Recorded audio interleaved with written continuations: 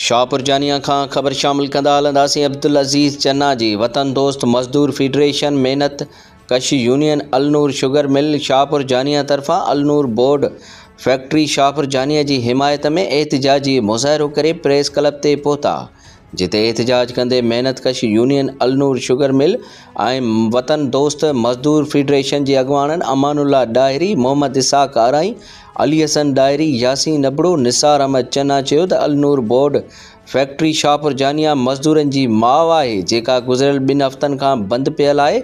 Factory हलाए मज़दूरनि खे बेरोज़गार थियण खां बचायो वञे। अलनूर बोर्ड फैक्ट्री एशिया खंड जो ॿियो नंबर वॾी में वॾो कारखानो आहे, जेको बंदि पियल आहे, जंहिं सबबि सवें मज़दूर बेरोज़गार बणिजी विया आहिनि।